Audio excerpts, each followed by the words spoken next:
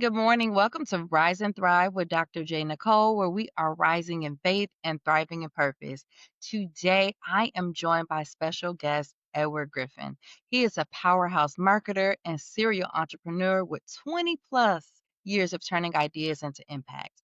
He is the founder of E. Griffin Enterprises and the publicity firm where brands get next level marketing, branding, and web magic. Currently serving as the EVP and CMO of Steezy and the CMO for Brands by Rick Ross, Edward drives culture, growth, and strategy on a global scale. His career highlights include leading with Allen Iverson's organization, iHeartRadio, and The Source. A proud member of Alpha Phi Alpha Fraternity Incorporated, Edward lives by the beliefs that positive thinking turns mindset into opportunity.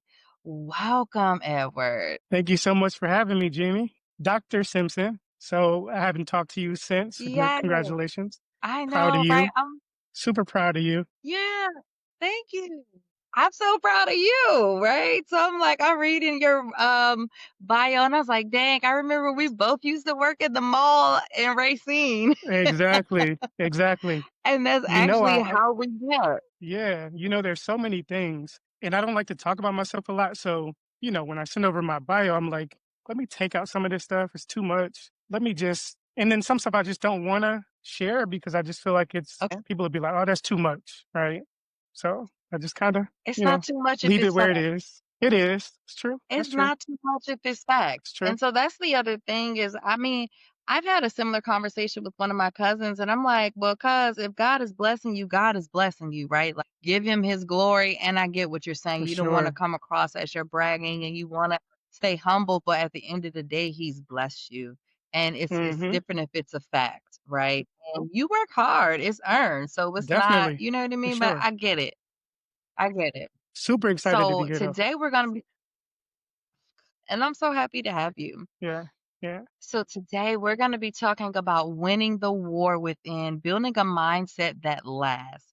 This episode is for anyone who has felt stuck in cycles of starting over, doubting themselves, or just silently battling with the weight of their own thoughts. Winning the war within is a call to arms, not against people, but against the inner negative narratives, habits, and strongholds that keep us from walking in power and most importantly, peace. So, together, we're going to unpack what it really takes to build a mindset that lasts, not just motivational fluff or quick fixes, but truth, discipline, and alignment with the mind of Christ. So, this conversation will explore how to overcome that self sabotage, staying grounded when motivation fades, and breaking patterns that keep us out of purpose. So, we're going to talk strategy, scripture, spiritual warfare, that often hides in everyday decisions. So, whether you're rebuilding after a hard season or trying to stay consistent in the one that you're in, this episode is going to help you to to fight smarter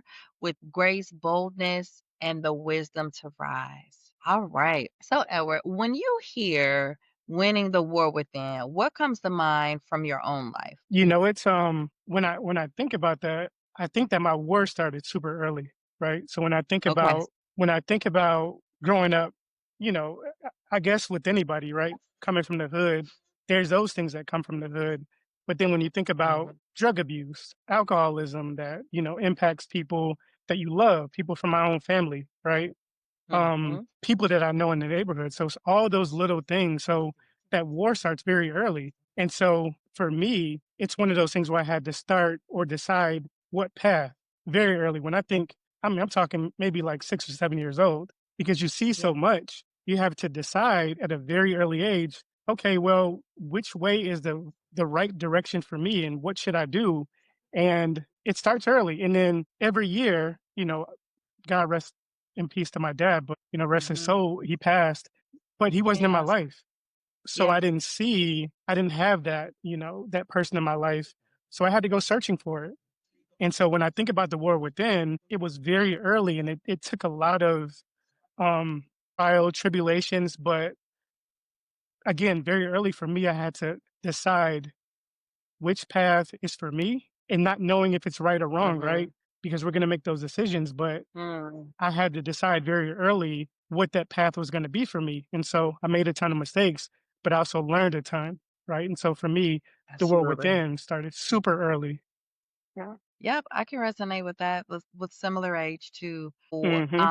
And you can get as personal or as guarded as you like, 'cause I understand, like, Sure. but, I do wanna hear the real, but I don't wanna push you outside of your comfort zone. But Yeah, yeah, for sure. what one of the hardest internal battles you've had to overcome? Yeah, so I think let me talk to kind of where I'm at today. Yeah. So there was so much of my life when I thought about success, right, growing up, I didn't know what success Mhm, was. And so I just kind of chased it. And so I knew that I wanted to impact lives, whether that be young people, people in my family. And I looked to my younger sister to be the example, right? I have an older brother, love him to death. But he's part of the reason why I learned what not to do, right? So my older brother was in and out of prison most of his 20s, and so I didn't see him, right? And so he may be out like mhm, 9 months of his 20s. And so as much as I love and wanted to be around him, and I find myself wanting to be the type of person he was, but he grew up gangs, sold drugs, the same thing, right? And so I found myself learning what not to do based on what I saw him doing, and not just him, but mhm, everyone else. But when I think about wanting to have an impact, I wanted to impact my sister first because she's right there, mhm. and she's right under me, and she's my best friend. So I wanted to make sure that with her, I position myself where I can be an example for her. So Mhm. when I look at the way life kind of is for me today, um, I chase success so often that I was like, you know what? I'm going to be successful. I'm going to be one of those people. I don't want to be like everybody else when I get older. I don't want to say, well, I wish I would have done this. I wish I would have done that. I didn't want that for my life. So I chased success, went to school, got educated, multiple degrees. And then you go and you accomplish these things that you want to accomplish. And then you look up and you're like, hold on a minute. COVID is here. I love kids. I have 12 nieces and nephews. I want a family of my own, right? I want all those things that are important. Yeah. You can have the things, and I realized with COVID that you have these things, you have, the successes, but family is super important to me. My own family is important to me, but I think having your own is something that just can't be replaced with any other feeling. And for me, that's where I'm at today. Yeah, that's so good. You're right, because it's like when it was like when I think back, you just showed up, like, but also we grew up on two different ends of town, right? Yeah, Or a yeah. city. And it was just like the mall, that was a place where everybody came. And I think you were working at Original Cookie? Miss Fields at first. Then I went Miss to Finish Fields, Line. okay, I Yeah, can't yeah. remember just those cookie place, and then I was working at Dollar Tree first, and then I went over oh, wait, I worked at 3 spots in the mall. I worked at the little Yeah, me CD too. stand, you remember the CD stand? Yeah, Where people still buy CDs, that's so funny, yeah. and a good those mix used to be bomb, but I worked in Dollar Tree first, and then I don't know if I went over to the pretzel place because my friends were working over there, and then in the CD stand before I got a job on campus.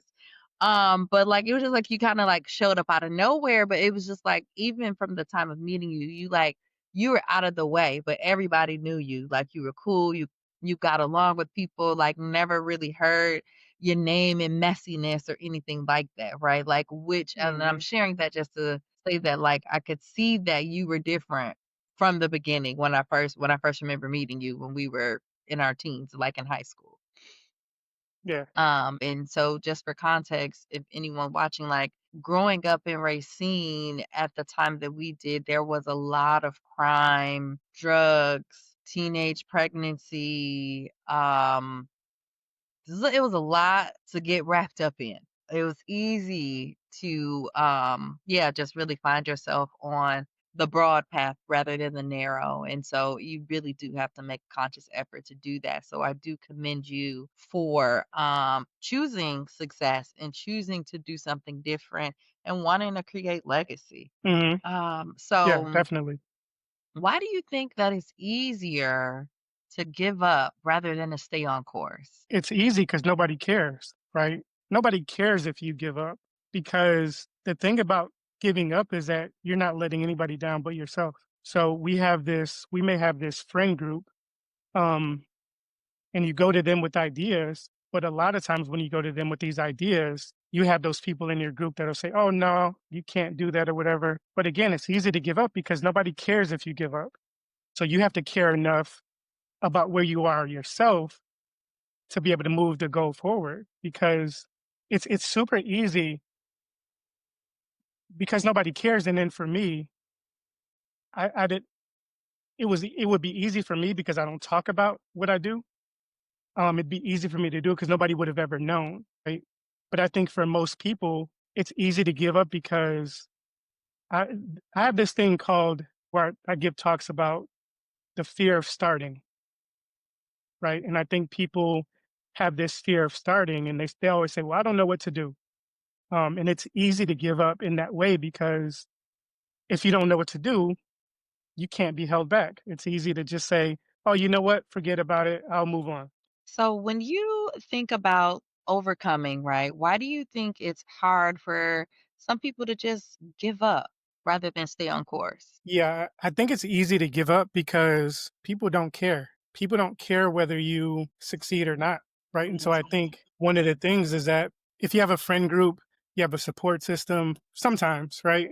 But Mhm. other times you may have a friend group where everybody's looking at you like you can't do that or whatever it is. And I think it's just easier. And so I give talks about this thing called the power of, well, not the power, the fear of starting. Because what Yeah. happens is people, they want to do something, but then if they don't know how to do it or how to get it done, they're like, you know what? Forget it. I wasn't doing it anyway, right? Or I don't know how to do it anyway. So it's easy to say, you know what? I'm going to move on because I didn't know what I was doing anyway. Yeah. So when I hear something like that, that makes me think of this quote or like this social media clip of The Rock where he was like, one day or day one. That's a fact. And you're absolutely right. And it's like instead of figuring out, so we identify the barriers that I don't know, and then we just stop versus let me figure it out. Let me go research. Let me go read. Now, these days, you can Google AI, all the things could tell you how to do it. Hmm. But for some people, the mindset, right, is a big part of that. And if you don't come from a community where you've seen people take these risks, For sure. you see people all the time give up. It's actually easier. It's harder to dream in some of these spaces because people will kill it or they will question it, just drown you in doubt. Why you want to do that? Yeah, and I think one of the things when you talk about dreaming is that as we get older and we become adults, we forget the childlike dreaming that we had as a child, right? So we forget what it means to, want to be the president of the United States It's or real. want to be, I don't know, a lawyer or a firefighter, whatever it is, right? Be in the Mhm. NBA. You forget what it's like when you start to get responsibilities. Responsibilities kill a lot of dreams. Yeah. And a lot of times the responsibilities aren't your own as much as it is the household and like just Absolutely. survival.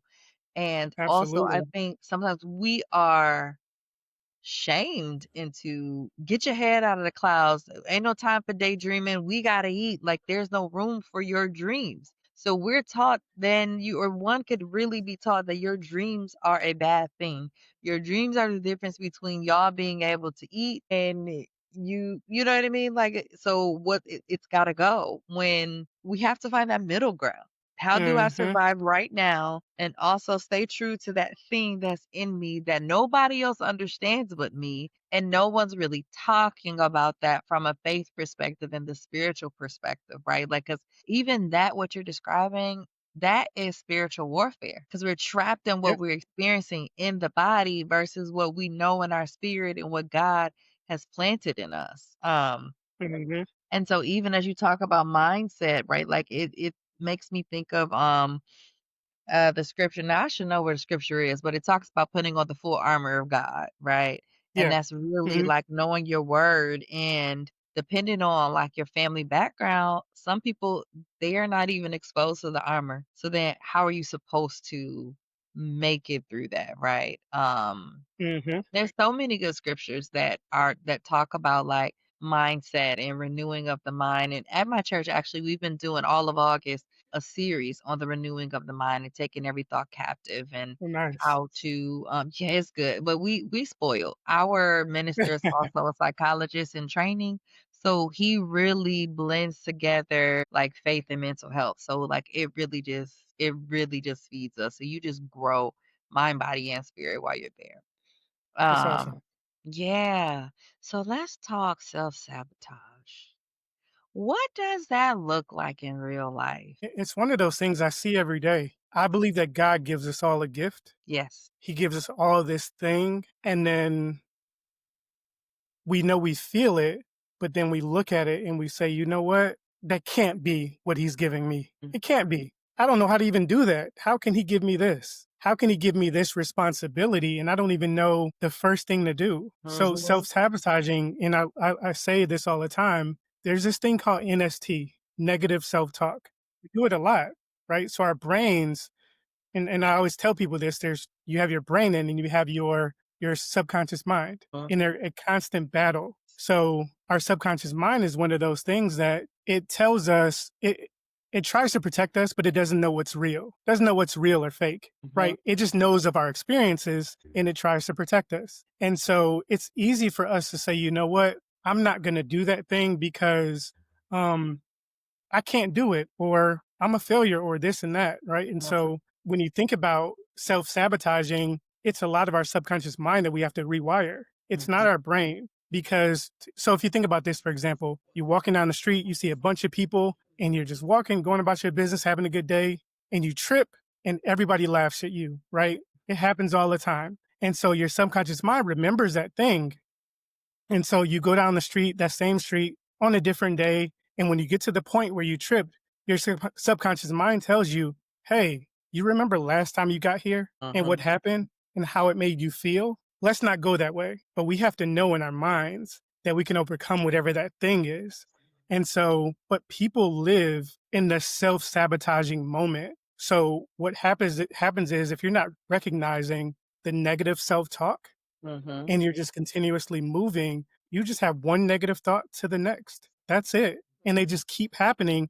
And when they snowball, it's overwhelming and you don't even want to deal with it. Yep. So self sabotaging starts as something very small. It's kind of a nudge. Hey, I Mhm. don't think you can do that because you haven't had that experience. You remember Dr. Simpson said, if you do this, whatever it is, and a lot of times our experiences um, impact how we move or the decisions that we make, Mhm. and we don't know how to deal with those things. We don't know how to say, you know what? That's a lie. That can't be true. Let me keep going. And that's why for me, kids are something that is important. Well, we have to pour into children a lot more because they don't know how to deal with those things. And so all that to say, you know, it's one of those things where self-sabotaging becomes it's a small thing that starts, but it can Mhm. snowball into something a lot bigger.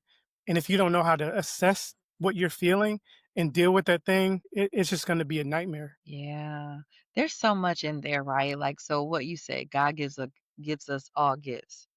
Some of us have more than others. And sometimes, though, we can be frightened by how big the thing is that he's given to us, that vision, the dream, the random idea that just like drops Hmm. into your head. But like, and that connects to what you're saying about why it's so important to talk to children because they're pure. Right? They're more pure at that point. And just depending, because for some of us, the warfare starts earlier, right? But Yeah. you feel that. And so if you can speak life into kids and also help them see what the Bible, God's word says about them, that can help them to combat those negative thoughts. I'm not a failure. I'm uniquely and wonderfully made. My circumstances isn't all that God created me for because He knew me before He formed me in my mother's womb. Like all of these things to really just like pump them up, but it's not even like gassing because it's true, right? Yeah. And, Yeah. I love what one of my previous guests said that his grandmother would tell him when he was, like, afraid or nervous or unsure, it's just like, all you have to do is take the next step. The rest comes from God. So this is how faith is built, right? So, like, God, Hmm. like, just like that negative self-talk is a nudge, I think moving forward in our purpose is a nudge because 'cause we're being spirit led, right? So Hmm. God is gonna provide once you're there, and, like, there's so many different examples in the Bible where God has told people to do stuff and it didn't make sense, with the biggest one being Noah. There's no rain in sight, and he's like, "Get the wood, this kind, Right. cut it this way, do this, do that," and everybody was ridiculing him, just like the example you used with the tripping, but that's all internal too, right? Because then Mhm. they got in the head. Because if he had tripped and no one was there, he would have been fine. Yeah. Yeah, and a Yeah. lot of times we don't give ourselves the opportunity to replace that negative memory or to challenge it, to say, I can go back. It's only a failure because that's where you left it. It's only the Mhm. embarrassing place because that's where you left it. That was the last thing you did. And so people think they're protecting themselves when really they're preserving the self Mhm. sabotage, the For trauma, the sure. embarrassment. Yeah.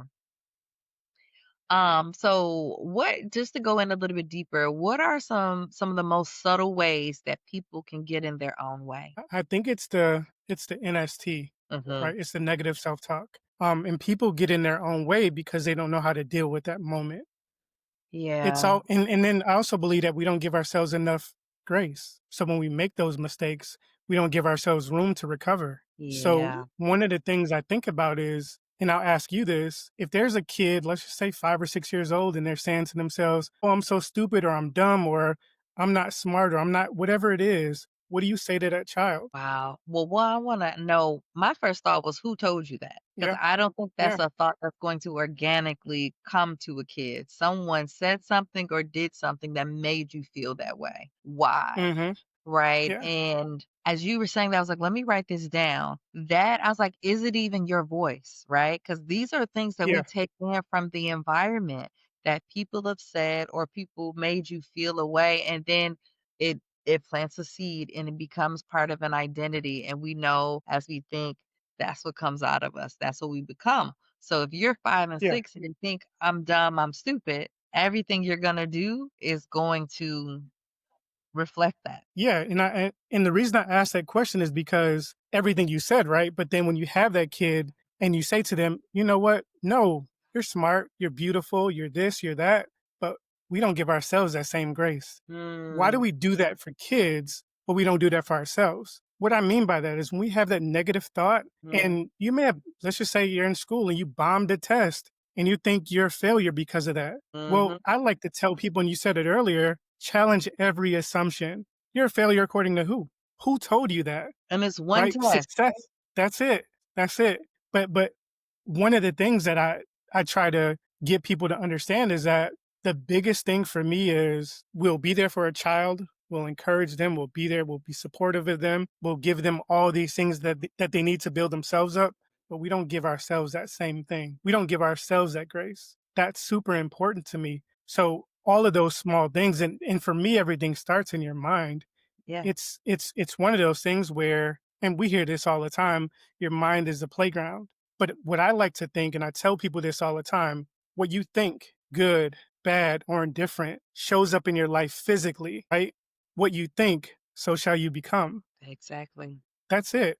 Right. And it's one of those things where when you realize that what you think shows up in your life physically, you're really careful about what you think about, Mhm, right? You don't think about things you don't want in your life. And now we all have negative thoughts. It's just it's human nature. But mhm, you have to know what to do when that thought arrives, right? When you realize that those negative thoughts show up in your life physically, you're really careful about what you think about because it happens. People talk about manifestation all the time. Don't be confused. You can manifest negative things. mhm. So be mindful of what you think and shift that mindset as best you can. And there's a ton of tools that we can talk about, but Yeah, and yeah, we'll get to that because 'cause we'll make sure, yeah, but, like, I think it's important to help people to identify it because this is the way they've always thought, hmm, or it's normalized in their culture, their environment, wherever they are, and so even when you were talking about the kids and we're telling them how they're beautiful, they're smart, they're all these things, we could say that, but if that child doesn't believe it and really that belief is locked in that they are unlovable or whatever the thing is, that becomes a really big challenge. And if no one's working with them to positively reinforce them, it can take a long time or they have to get out of that environment where they can say, "Oh, no, I am these things." And once you're separated or you're in an environment where you can be nourished and just like where it's safe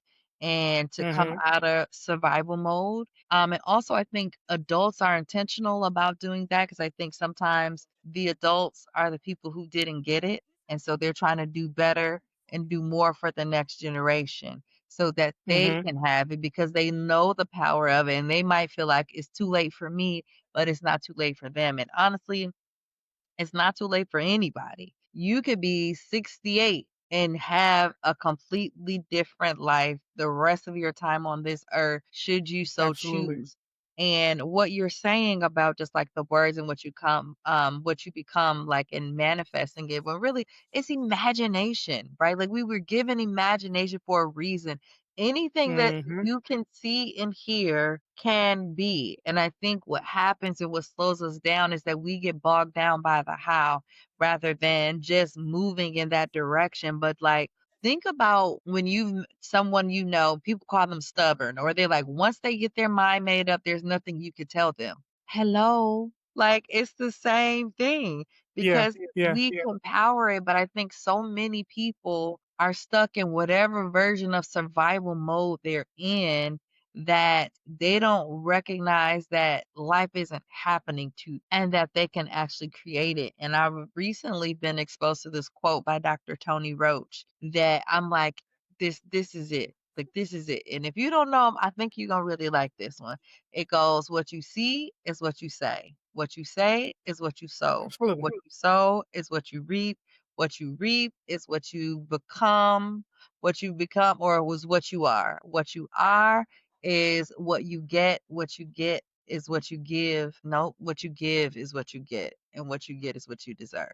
I And it love that. starts all over. Yeah, it's so good. It's so good because it really does speak to that and taking ownership of your experience because what has happened from the moment we allowed somebody to drop that negative thought in, that doubt, and we believe it, we don't even know that we really just became passive rather than active because we said, I'm going to take on your doubt and fear and release my goal or that dream, that vision, that whatever that was put inside of me. Yeah. I agree with Yeah. that. So, how do you interrupt those patterns before they take over? So I think, well, I know that you interrupt them by recognizing that you're having it, right? So you recognize that you're having that negative thought. And so once you recognize that you have, and that's a lot of times we think so frequently about so many different things and we have so many thoughts that, one of the tools I use is the SOS method, but in that method, there's called the O stands for observe. And so Mhm. what I find is that people will have let's say a negative thought. And what we don't do when we have thoughts, we never observe what that thought is, or we never think about what that thought is. And we never observe how it's making us feel, Mhm. right? So we have these thoughts. There's a physical feeling connected to every thought that we have. So when Mhm. you have a negative thought and you catch yourself in the act of the negative thought, when you catch yourself, observe what it's making you feel because that thought, and you can do the same thing for those really good thoughts, right? It really helps. But when you have the negative thought, observe what it's making you feel. When you observe what it's making you feel and you don't feel good about it, um, and it makes you feel small or it makes you Mhm. feel unloved or something, whatever that thing is. Mhm. And when it makes you feel that way, you don't want to feel that feeling again. So you try to move on to something that's a bit more positive. Now, it's hard when you're used to people talking down to you or, having these negative or creating these negative environments for you. But when that happens, um, you just have to find a way to get yourself back to the point where you can say, you know what, that's not this. I'm going to move on. But Mhm. it's one thing that we don't do that's super important that I just mentioned is observing how those thoughts are making us feel. You have to take an assessment, do a body scan of what those things are making you feel because it makes you feel something. Think about all the good in your life, and I guarantee you'll feel something in your body. You will. Think about people you've loved that have passed on, right? Those experiences. But we have to do the same thing in the moment and observe what those things are making us feel. those feelings are making us feel. Yeah, that's so good. That's so good. And people don't realize the same way you can think yourself into mm, just depression, anxiety, negative things, you can think yourself into the good things, but we're told, don't get your hopes up. I Exactly. I just wanted to make sure you knew. Yeah, I didn't want to make it seem like I didn't tell you when it's really like you think you're keeping me safe when really you're weighing me down. How you know what? When you say that, I think about I'm not a parent, but I think about Mhm. parents. I have nieces and nephews. I see Mhm. it. Our experiences shape those little ones, right? So when we think about the things that we fear, or things that our parents told us, don't go do that because of this, that, or the other. Um, we do the same thing with those little ones, Yeah, with and it those really children. depends on what it is, and we Yeah, almost make it that my experience, this my negative experience is the only experience that can come from this. When you might be the one who's come 1, 2 generations later to push through.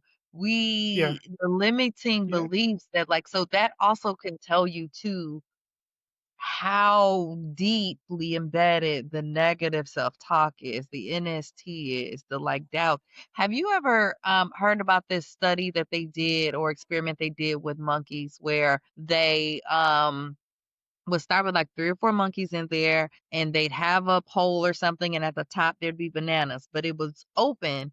And what they didn't know, so a monkey, they would go up there, but then they get squirted with water. They get sprayed with water, and then they run back down. And so they would keep going up, and they kept getting squirted. So then they kind of stopped, and so then they will rotate out some of the monkeys, but then like leave 1 or 2, right? I don't know the exact number, and then the new one would automatically want to go up because that's banana. That's their natural food source. And guess what? Over time, as they kept rotating them, the monkeys completely stopped Mm, because they would stop them from going, where then eventually it got to the point that they would no longer do it, which speaks to how within generations, because each of those rotations, I look at that as a generation. So then now you have generations that don't even know why they don't go up there and get the food. And they might be sitting down there hungry, but 4 or 5 generations ago, and then they will like hurt you to prevent you from getting hurt, pull you, yeah. drag you so you don't go up there and be squirted by the water when it's the thing that's natural for you.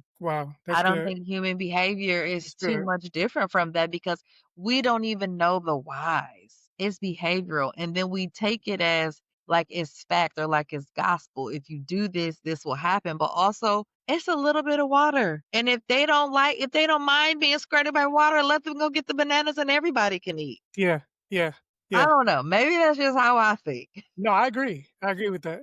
Yeah. I agree with that. And I'll say one last thing before we move forward about like the thoughts. You're right about observing the thoughts. Thoughts are not facts. And we don't take hold of them. We just let them run rampant instead of being like, yo, that's wild. That doesn't even make sense. That doesn't even align with what I see, what I know. And we don't remind ourselves of those things. Mhm. Yeah. So, we can work on, so say someone is working on cultivating this new mindset that's more abundant and less focused on lack, right? But then life starts lifing, right? So, what does it take to like build that mindset or maintain that mindset under pressure so that they don't return to like those old or negative behaviors? Yeah, so I think life is gonna happen regardless. So there are these things that I like to do, or I'll do talks on these things, but there are, for example, if you're settled somewhere, like if you're at home or and you have the time to do this thing, I call this thing, 4 steps to kind of killing negative self-talk, right? And so that first step is going to be, we talked about this earlier, catching yourself in the act. What is that thing? And we need to stop it, right? And then once we have that thing, we need to write it down. So get pen to paper, pencil to paper, Hmm. get our notes on our phone, and we need to free write. A lot of people haven't done free writing since elementary, Yep. right? So you free write, and free writing is, you're not thinking about, punctuation or spelling. You're just writing all those negative things down. What a lot of times we're trained to do is, let me call my strong friend and let me just tell them, let me unload on them, Yep. right? Let me Yep. unload on my strong friend. But instead of doing that, write everything you're feeling down. Mhm. Because the same way you're telling your strong friend those things, you get that same relief a lot of times, unless you're looking for some feedback, right? And then that third thing would be to challenge every assumption, like you mentioned earlier. Challenge every assumption. When Mhm. you say to yourself, I'm a failure, well, according to who? I'm not successful, well, whose idea of success are you using? Have you Mhm. defined success for yourself? And then lastly will be to rewrite and you're going to repeat that for 60 seconds. So you're going to rewrite the positive things and you're going to repeat that 60 seconds. You remember, like, when you see The Simpsons come on, you see Bart writing 100 times, I will not do this thing again. Yeah. Well, why did teachers in the past have us do that? I never thought about that. That's definitely like a way to reprogram because it's in your Have head. to. And You people have just to be thought it was punishment. But also, what I don't like about that is that it wasn't an action statement of what they will do, which it very true. doesn't necessarily stop it. And they would do it, but they also didn't believe it. They were just writing it because they had to. When if they had wrote I will, blah, blah, blah, blah, blah, I wonder how much more of a difference that would have had. I agree. And then also Mhm. getting yourself in front of the mirror and maybe saying those things too, because Yes. some of us can't even look ourselves in the mirror, Mhm. right? Let alone say something good about ourselves. Mhm. Right? So I think, again, if we're settled, those 4 steps those are some things that you can do, and I try to tell people, do it at least once a Yeah. day. Yeah. Do it at least once a day.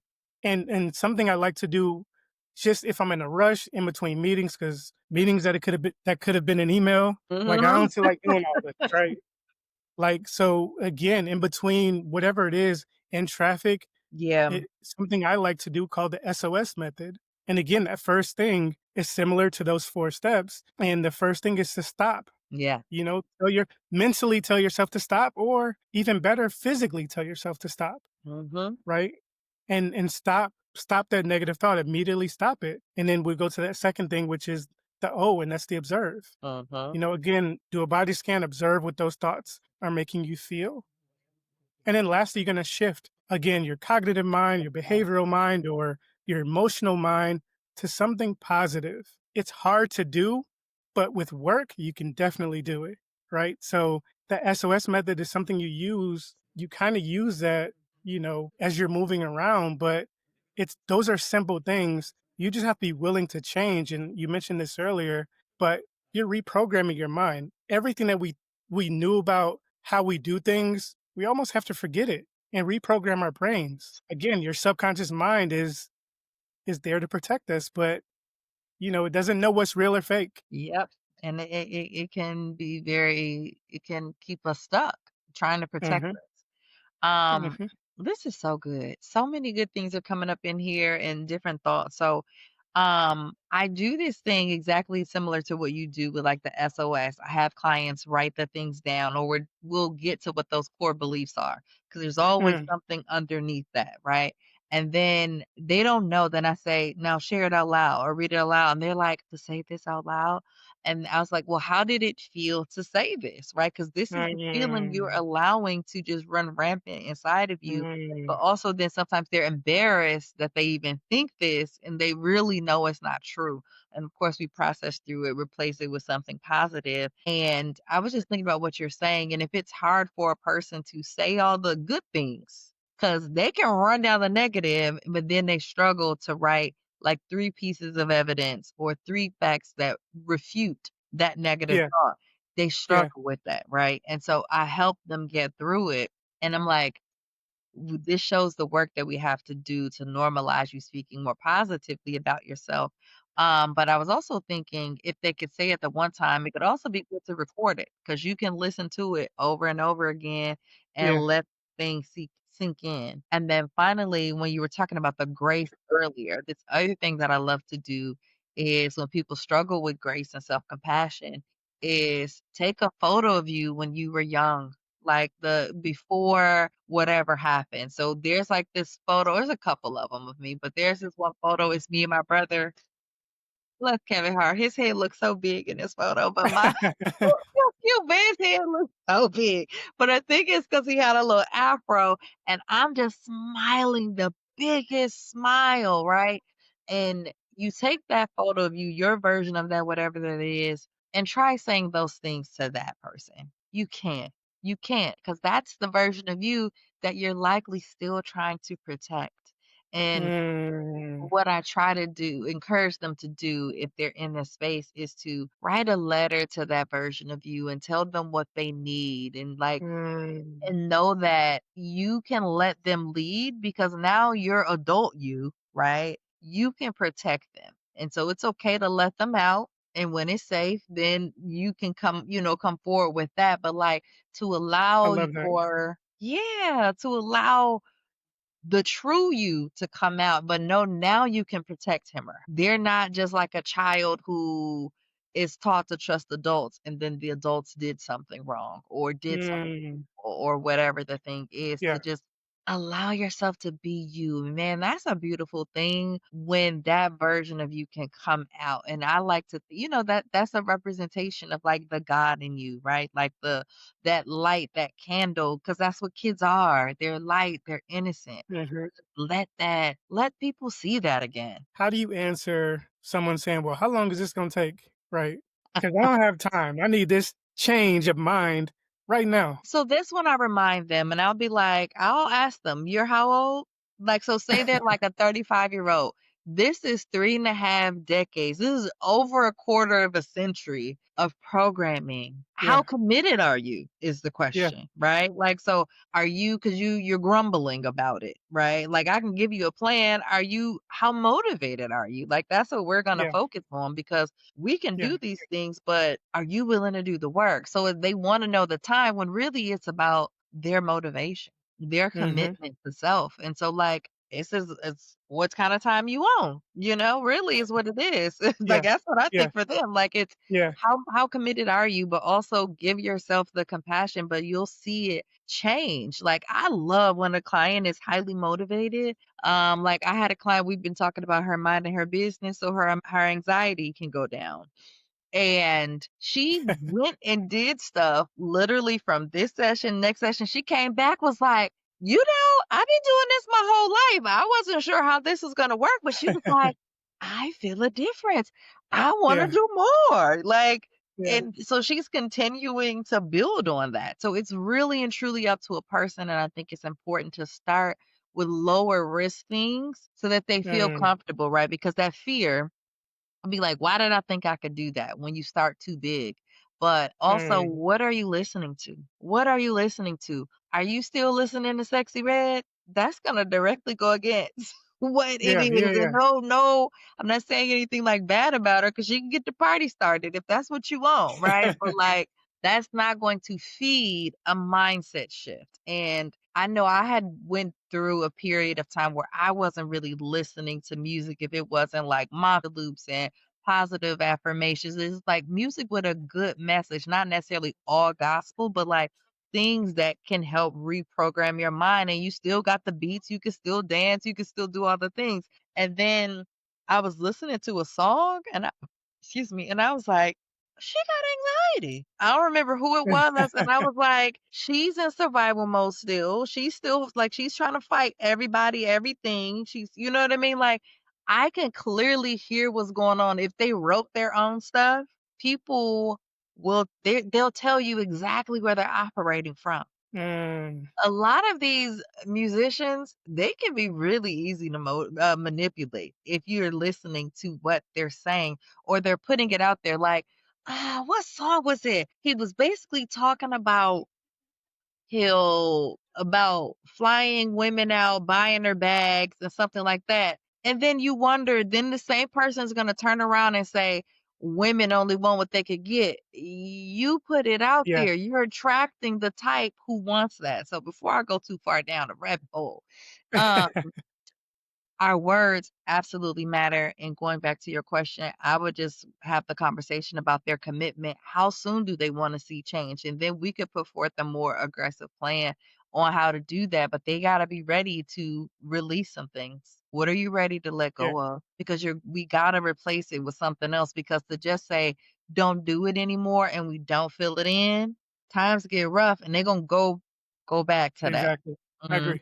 I agree. Yeah. So this is That's a good. great segue. So once a person starts to shift, right, they're using the SOS and whatever other skills, and I hope they're going to therapy as well, because that's going to be something else to really accelerate that. So how does one maintain those? Or you can tell us, what do you do to stay consistent um in maintaining your shifts? I think it's you have to find I believe that if you discipline yourself in one area, it's easier to discipline yourself in other areas.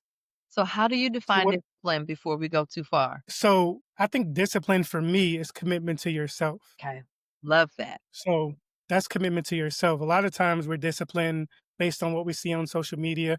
I want that. So let me follow those steps to get that. To me, it's my commitment to me. Let me give you an example. Mhm. I go to the gym at 5 in the morning. I don't feel like going all the time. I don't want to go sometimes. If I go to sleep at like 11:30, 12 o'clock, and I've been watching TV, I'm like, this is a reason not to go. What I do is once that alarm goes off in the morning, I have a 5-second window. When that alarm goes off, I say to myself, or I say out loud, do you want to change? And then I Ooh, respond to myself, yes. And then I get up. cause what you don't change, you choosing. That's good. Yeah. So I have this, I get a 5-second window. If I don't say this for myself, then I'm not getting up.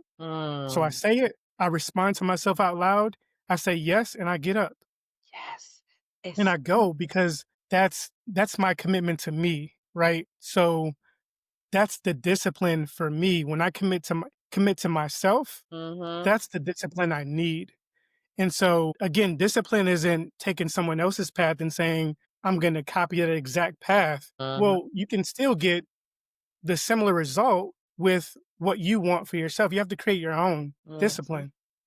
It's no different. I've been vegan for over 10 years. Oh, It's a vegan. I was difficult like, but I think I'm remembering when you didn't eat pork, and that was over yeah, 20 years ago. yeah, yeah. Yeah. So before I was vegan, I didn't eat pork or beef for over 20 years. Mhm, My last beef I had was a double stack from Wendy's. That was the last beef I had. You know what I mean? Like stuff like that. But you decide I think first of all, you have to decide what it is that you want. mm, Whatever that thing is. If it's more you want to be more positive, a positive person. If you don't want to have those negative thoughts, you want to be more positive about life and have a positive outlook. Once you know what your end result is, mm, you have to then decide what you're going to do to make that thing happen. yeah. Right. And so I think that decision is where the discipline starts. That decision to me is your commitment to yourself. What does that look like? And so I would, to answer your question after all that, I would decide my commitment to myself first. What Mhm. is that thing? Once I commit myself, then I do the work or whatever that work is. But I have to commit to me and not commit to what you said I should do or you think I should do. So I that also that's need really my good thing. boundaries in there. Yeah, yeah, that too. I love that because at first I was like 5 seconds. Ooh, that's a lot. But I also heard that well, what I labeled it as this is your activation question in the morning. What's gonna put that battery in your back in the morning? Hmm. And I was like, when you said it and did like the power of speaking it out loud, that's powerful to answer yourself is you talking to you, right? Like it's me versus me every single day. Hmm. How like how far we get, how whether we achieve our goals or not, like, that's good. That's what I'll say. That's good. Wow. So what role do spiritual habits play in reinforcing a healthy thought life? I think it's everything. I don't think, well, let me stop saying think. I believe it's everything. There we go. I believe that my, I start my day with God and I end my day with God. Mhm. But I believe that I truly believe two things. God is going to always make a way, always, no matter what. He's going Mhm. to always make a way. But I also believe that we're not promised tomorrow. I start every prayer the same way, whether I'm eating, whether I'm about to go to bed. Thank you for allowing me to see a day I've never seen before and a day I'll never see again. Yep. I believe that, right? I'll never see this day again. So, can I make the most of this day or this moment? That's important to me. Mhm. So, I start everything with that, regardless of what I'm doing. But my conversations with God, I'm in the shower, the Bible app is playing. I'm not listening to music, I and thought I you was know me, I love music. the only one thing. Yeah, you know I love music. Yeah. So, but when I'm in the shower, the Bible app is playing morning and evening Mhm. because I need that thing. I mean, I've listened to the Bible a good 100 or more times, right?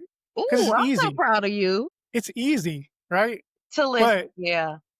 yeah, it's easy, but then I'd have to jump out the shower and highlight something. But, it's one of those things where it's you everything for me is connected to my relationship with God.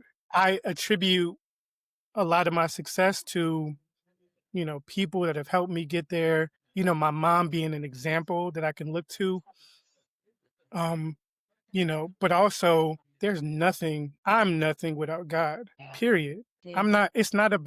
It's not this facade. It's not one of those things where I'm thinking this will look good for other people. No, the things are God's. Are Mhm. God's. He gave me those things. Mhm. Me waking up, it's God. Sometimes it's hard, and when you think about people not getting up or not moving around, and you have to just gratitude is something that has to play out on a daily basis. I'm walking around and I'm like, man, thank God because I could have been where that person is right now. So every moment for me, gratitude plays a huge part of my daily walks, right? Because Mhm. my daily walks are with God, but I'm always practicing gratitude because it's important. Because there were moments where I remember you've been talking about this a lot. That survivors, um, how did you word it? Survival mode. Yeah. Survival mode, right? So that's something that I'm still trying to get rid of. Yeah. Still trying to get rid of that, and it takes consistent work.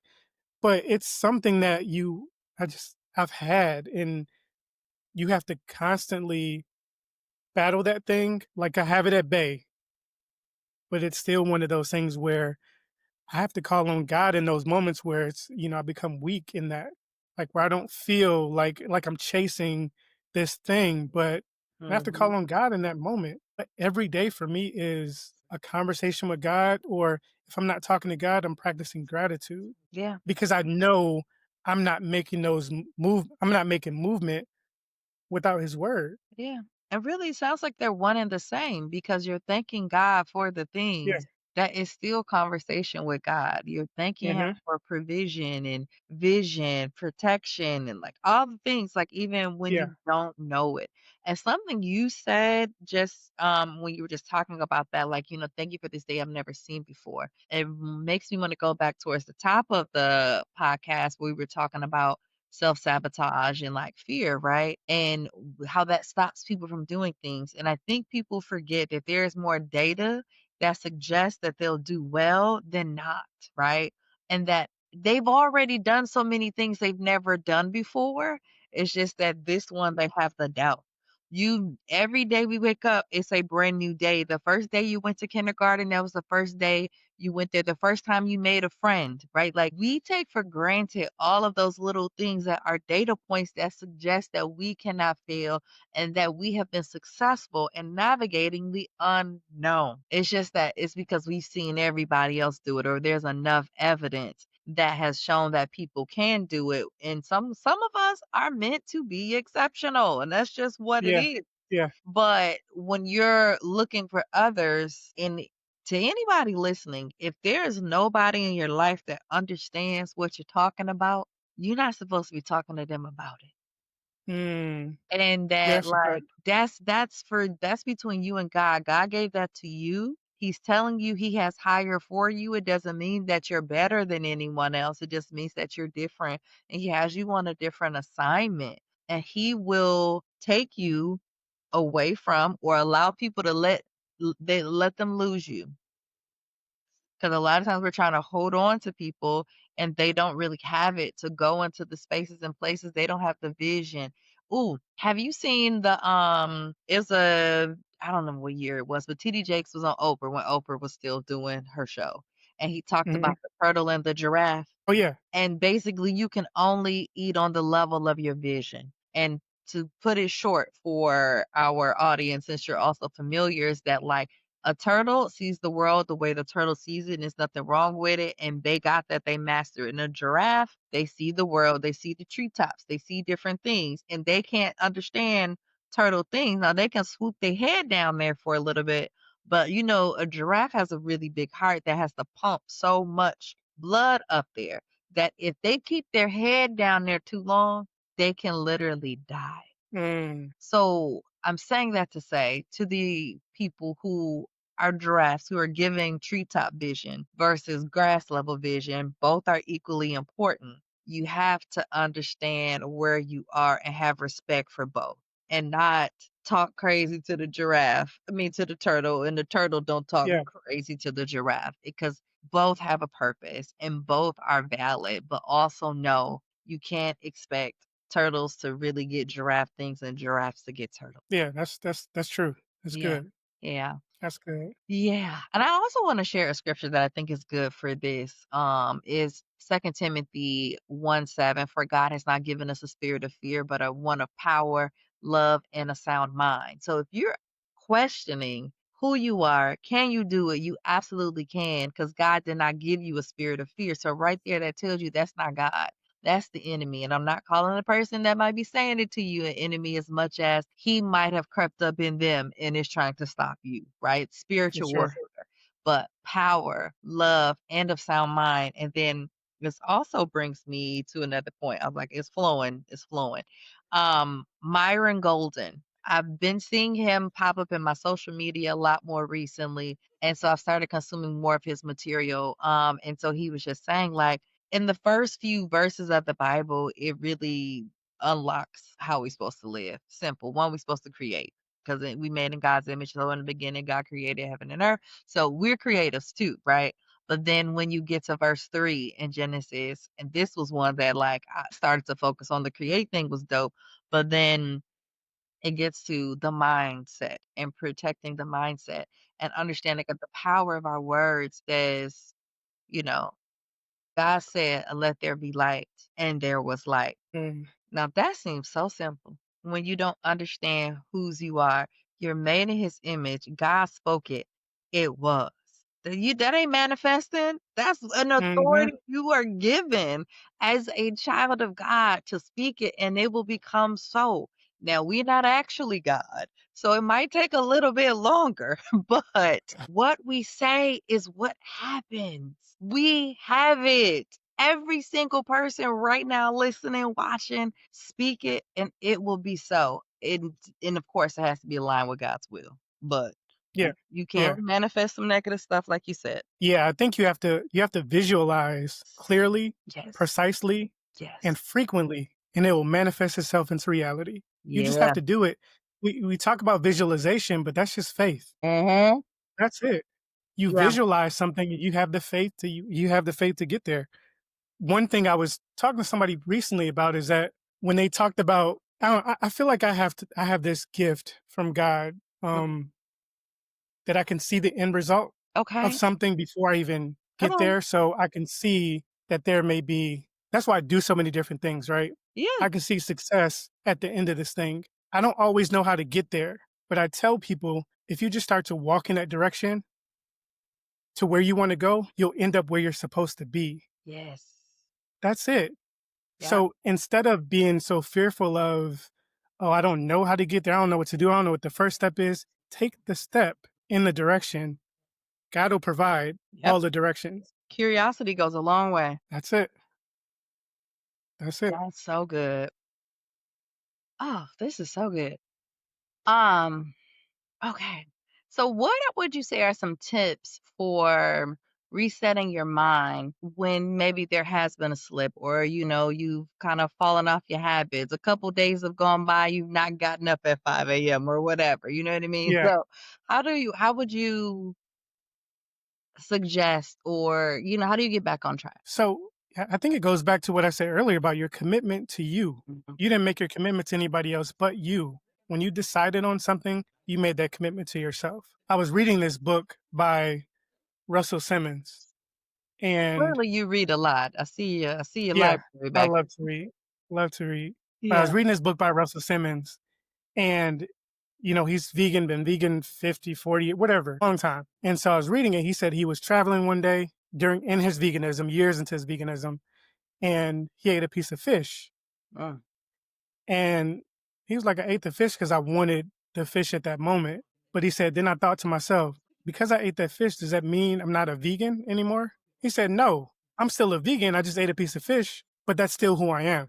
I mm, don't have to, it doesn't make me a non vegan because I ate a piece of fish. I'm still a vegan and I practice those principles, but that could just be life. We commit mhm. ourselves to something. If I say to myself, I'm going to go to the gym every morning, and I told you that, there are mornings where I just don't feel like it. I'm not getting up and I'm not going. But I'll say, you know what? Maybe I'll go at night. I won't go Yeah. in the morning, but maybe I'll go at night. So you have to make some sort of adjustments, but always think about Mhm, that commitment to yourself. If there's a week that's gone by where I haven't, and I just keep using this gym thing, but if I haven't gone to the gym, mhm, so what? I just start over. That's my commitment to myself because at the mhm. end of the day, when I wake up and say, do you want to change? And I say yes, that still stands. Yeah. Your commitment to you has to always stand. And it doesn't matter if a day goes by, a week goes by, come back to yourself, come back to your commitment to yourself, and just keep moving. Yeah. And that's so good. And I imagine there's somebody listening who hasn't even developed their commitment to self. Mm, What that's very would you true. recommend as a starting point for them? I guess my thing would be, what do you want for yourself? Mm, Do you want, so when you think about, and so I like to start with some people is, so you just get a pen and a paper and you make this T line, and on one side have success, and on the other side you have, in this T line, what we'll do is we'll have on one side, let's say happiness, the mm, other side success, mm. right? Oh, And so the reason that we do that is because we need to define what happiness is for us, not the happiness that our mom told us, our dad, our friends, our loved ones, our significant other. It's not that. It's how you define happiness. On the other side, you define success. What is success to you? Success sometimes are tied to people. Success are tied to sometimes to our children, but you have to define what success is to you, what happiness is to you. Take as mhm, long as you need to do that. Once you look at what happiness is to you and what success is to you, and sometimes they overlap. Let me make sure I make mhm. that clear. They Yeah. do overlap at times. But when you know what happiness is to you and you know how you define happiness, then you can determine what it is that you want for you that'll make you happy, right? Mm, I think joy is something we have to choose joy, mhm. right? You choose to be happy or you choose happiness at times.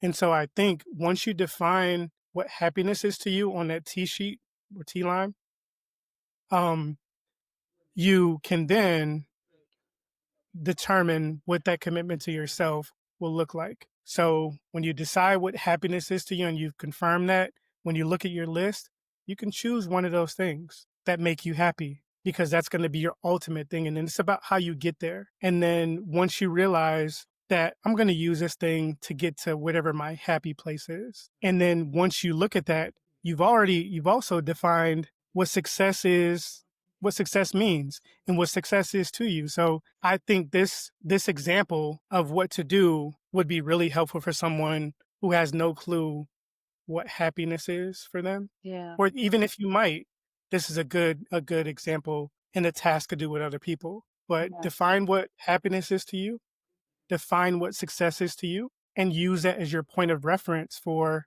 where you want to be. But also, when you realize where you want to be with happiness, determine what success is for you, Mhm. not what society says success is or what anybody else says success is. Determine what success is for you. And then you'll get to the point where you want to be. And what I also love about that is, like you said, there's overlap. It can show you that they can coexist. A lot of Hmm. times we live in a very all or nothing, rigid, black or white world. And that even goes back to like what you said with the example of Russell Simmons. I ate the piece of fish one day, right? Like, and some people are like, oh no, like they put all this pressure. So, what if that was the last thing left? Are you going to die to be vegan when you could eat Yeah, fish and be vegan another day? Like, some absolutely. people can be really extreme, but that goes back to that grace and that self compassion and like we are taught judgment, even though it says don't judge lest ye be judged, right? Like we stay judging, and a lot of times judgment and negative self talk they go together real bad. Yeah, And what you hear people say to other folks, just imagine their self talk is on a whole other level because this is what they're comfortable saying out loud. That tells you there's not a mm, war going on the inside. Yeah. yeah, for sure, Well, that's good, and I definitely, love that you, like, definitely. brought that up, like, on the spot.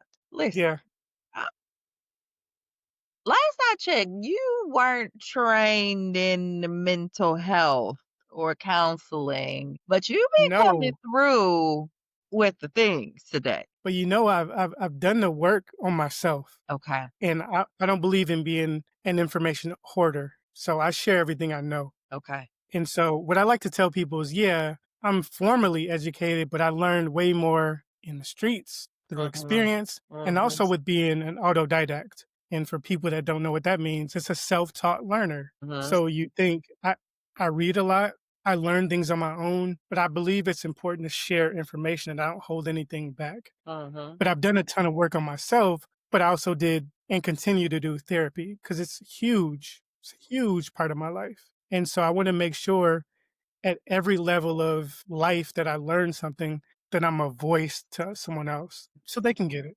Don't be an information hoarder. 'Cause that's what we're here for. Like, our gifts are not for us. Everything that Mhm. God gives each and every one of us, we're supposed to put out. And if you're experiencing any type of resistance, hesitation, understand that spiritual warfare and that Satan is just doing his job. Mhm. But also know Mhm. that you already have the victory because Jesus went up on the cross. Jesus won. But where Satan Definitely. comes in is that if he can trick you, if you don't understand your identity, that's where he can come in and get you to hang out with him for however long until you wake up, if you wake up. So, anybody Mhm. listening, you on the rise, you're in the right place. And so we want to make sure that you're getting what you need so that you can thrive. So For then, sure. and how do you show yourself grace without falling into excuses or falling into judgment? Like excuses aside, because that's kind of like a judgmental question. So, how can you Mhm. show yourself grace without judgment? One, knowing that we're not perfect and in God's eyes, we're not supposed to be. And he knows we're not. He Yeah. knows we're not perfect. He doesn't want us to be. That's exactly, and that's where the grace comes in, right? If God knows that we're not supposed to be perfect and he's the only perfect person or perfect being, then we have to do what's best for us, next to best, Mhm, right? And so that's doing our best to be godlike, and that's hard for all of us. None of us are perfect. You see people every day who are people of God who struggle, right? And mhm, so we're not perfect, and knowing that we're not perfect, we just have to do our part to get to where we're supposed to be in God's eyes. He wants us to be in his word. mhm. He wants us to share what we know. He wants us to bring people to him. And I believe that you don't have to be a pastor or you don't have to be necessarily in the church to bring people to Christ. Absolutely. That's it. Because knowing for me, I guess I know that um because we're not supposed to be perfect, that's not my intentions. Mhm, My intentions are to bring the glory to God in my work, in my dealings with people. mhm. Am I kind? Am I compassionate? Do I offer a helping hand when needed? Yeah. And, I'm getting to the point now where I'm the survivors thing that we experience all the time, even for me, where I'm getting to a point where I'm allowing people to help me Mhm, because I feel like I'm the strong friend. I need to be there for other people and allow myself to be a vessel for others. And this is a little bit off, but what I explain to some people is that our life is like a sponge, mm, right? When people are unloading on us, it's just filling up. And unless we find a moment or a place to decompress, we're carrying around everybody's stuff. And so I'm really good with decompressing, but at the same time, I have to allow help. I believe that if you don't allow people to help you in multiple ways, you're blocking their blessings. So I'm mindful of that because Mhm. God told me to come and help you, and you said no. And I'm like, okay, now what? What am I supposed to do? Oh, I'm about to do this. So we're blocking our blessings, but I'm just mindful daily that I'm not supposed to be perfect. I have to do what God has sent me here to do. Um, my purpose is to help people, Mhm. and whatever way I can do that, I'm gonna always do that. Yeah. Yeah. That's good. And God doesn't want us to do any of these things without him. He doesn't. Yeah. That's the other part about it. So we don't need to be perfect. He allows for weakness. He allows for struggle because it means we need him. Mhm. This is the only codependent relationship I'm ever going to recommend for anybody, and that is with God because like he does it. Like and as I continue to grow more and more spiritually, like I really think about I can understand the Bible in a way that I didn't before, right? Like and that's because I also invited God in and I asked God to like help me with Yeah. it. And it makes me think about the Tower of Babel, right? Like they were doing it. They Mm. was trying to get to heaven and get like God. And God said, oh no, no, no, no, no. And for Yeah. once, God created confusion. Because if they got it and it was too well, what would they need him for? What would they have needed God for? So I get it sometimes too when people have questions about things and it's like it's all really and truly about God. And our own ambition sometimes can get in the way of that, and we really just need to let him work on us, and if we don't understand, like, our struggles or the resistance we're experiencing, like, we have to talk to him. He creates situations that make you come to him, and some Mhm. people still won't, and you can Yeah, because see we it. wanna do it on our own. We don't think we need God. Well, he gives us free will, but he wants to be a part of the process. Yes, and I think there's this thing of hyper independence that we're taught and that we learn in For sure. survival mode.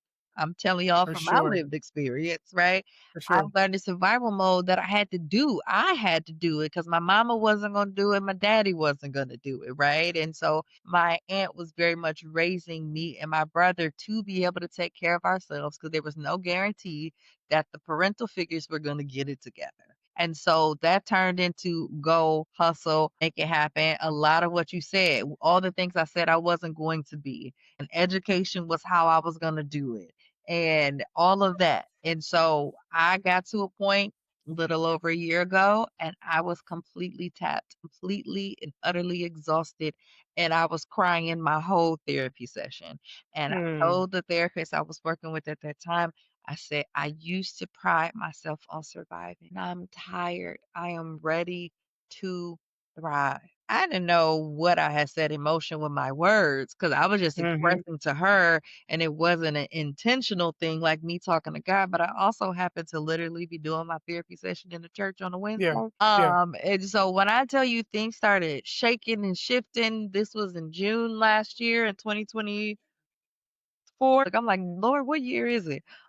And things just really started shaking, but it was like it used to be a good thing. It used to serve me until it didn't anymore. Mhm. And so I think we all can evolve. So even though you might have things that have helped you, that have served you, like what you said, chasing success, it has served you.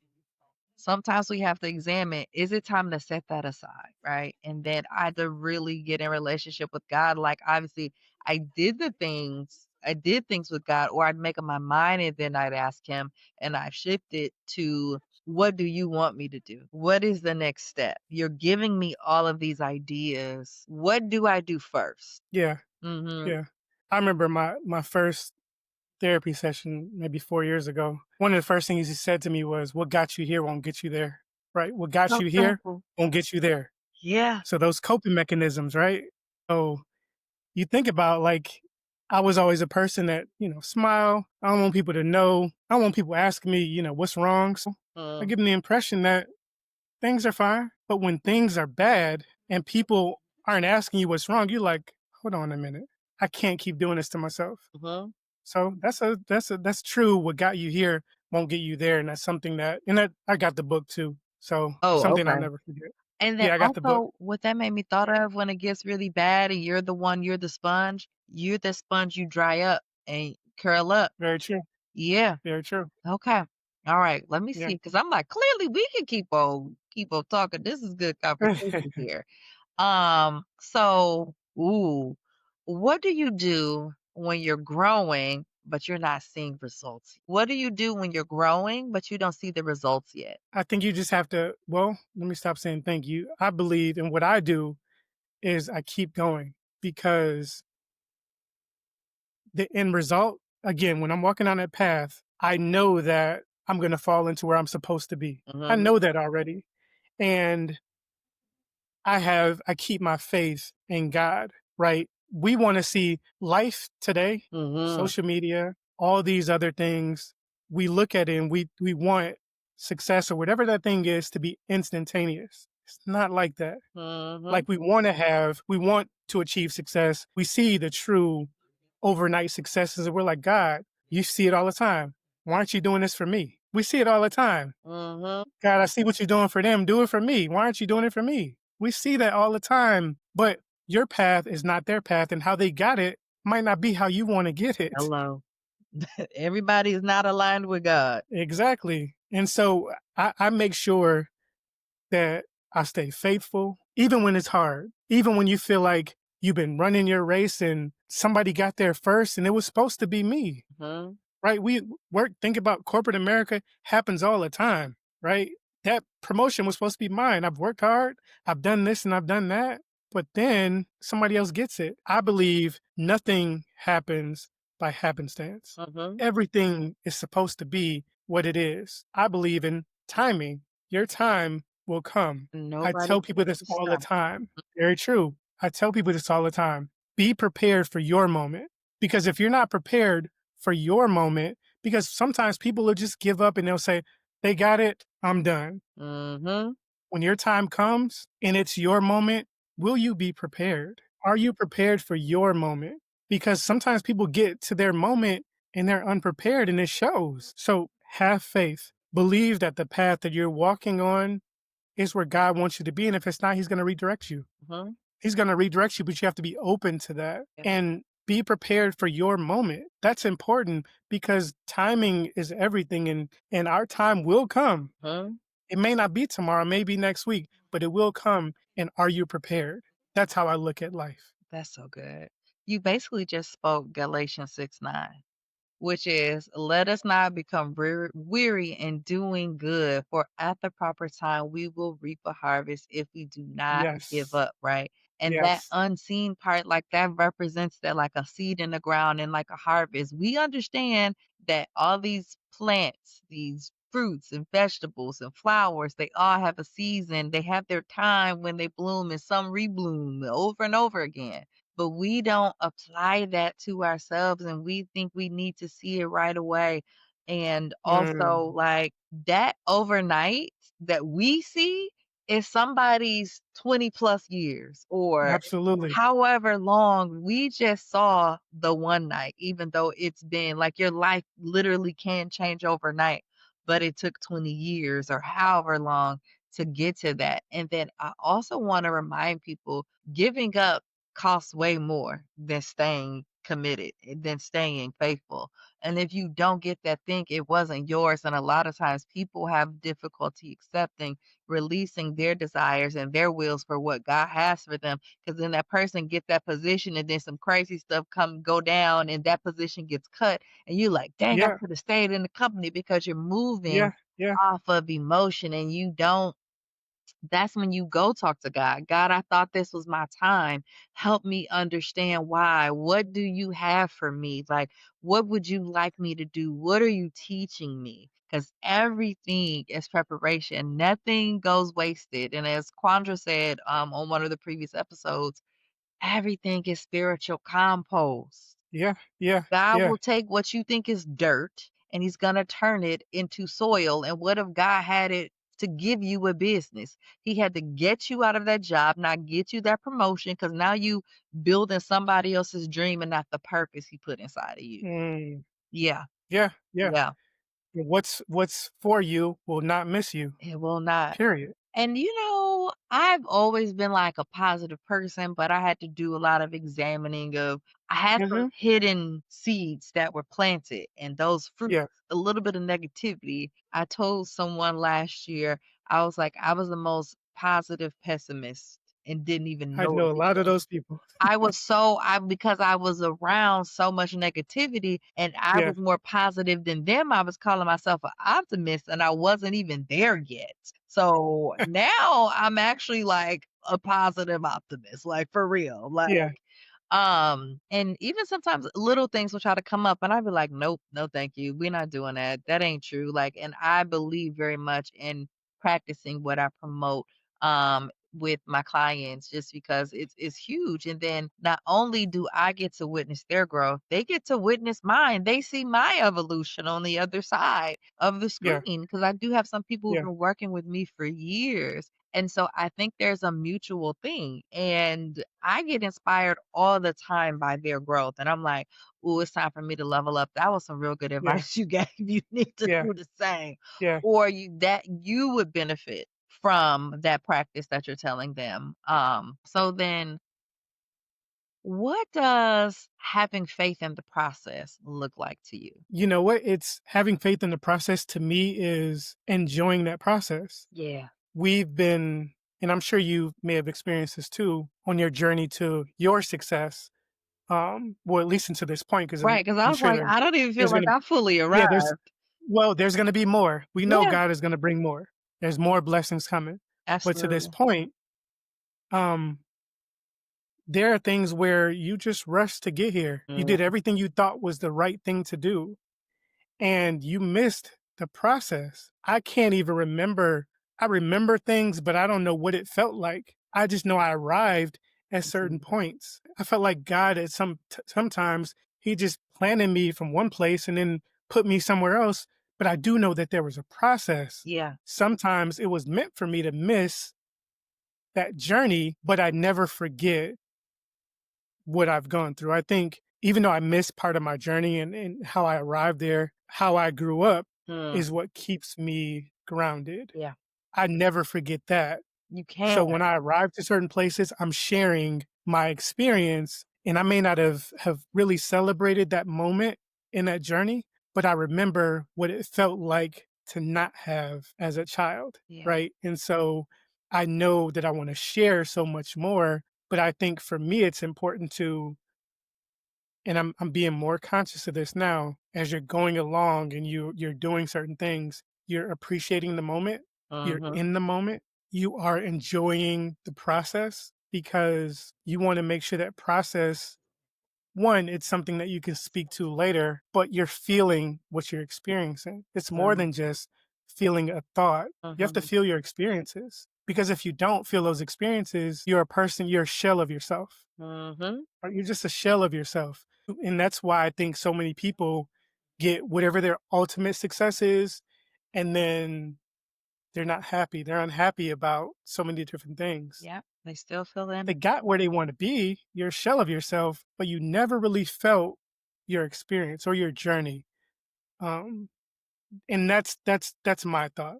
I think Yeah. that's important. That's good.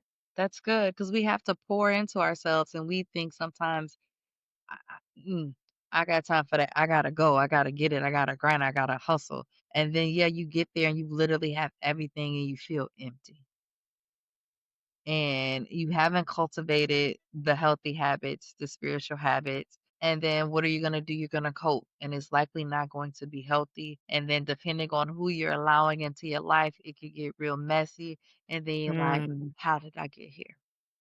yeah, yeah, But sometimes you did it on your own ish. Or God did allow, God allowed you to do things and he'll let you, right? We have free will. But and that's when he probably has done that. You've accumulated everything. So there's nothing left but to really and truly try God. Try Jesus. yeah. So, all right. So we have come to the part of the show where we are going to do the signature question.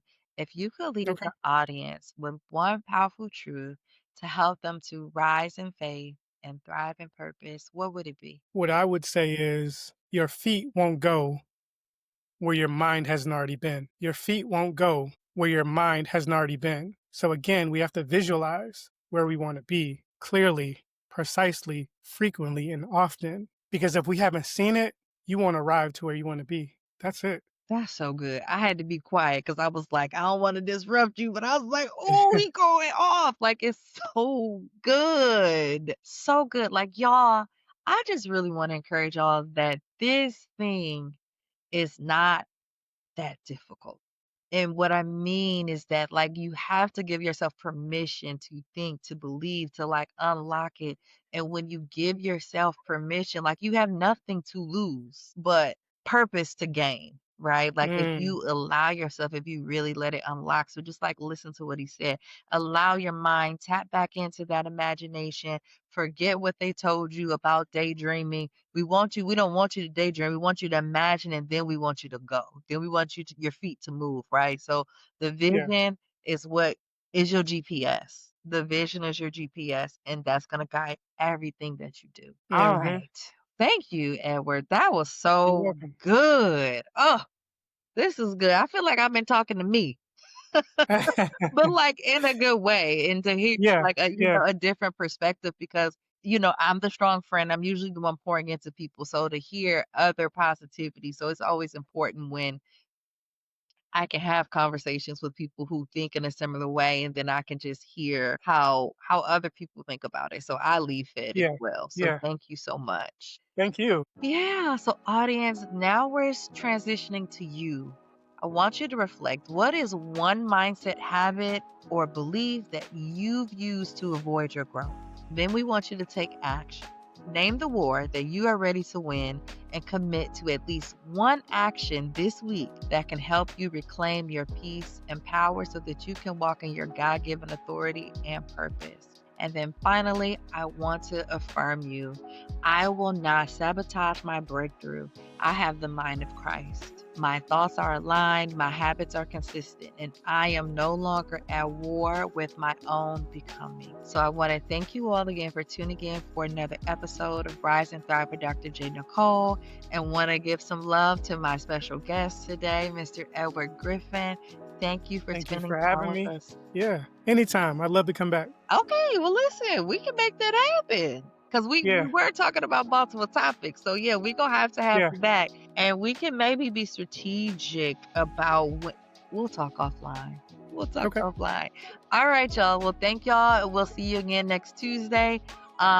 If you are in the DC area, I invite you to join me at Life Surge. It is going to be a wonderful day where they're discussing how to fuel your kingdom purpose. There's going to be information down below in the description with the promo code so that you can get a discount and come and join in this kingdom experience with me. Also, the merch is available online so you can wear your faith, wear your rise, wear your thrive. And thank you again, Edward, for joining me today. And we will see you Thank all you. next week.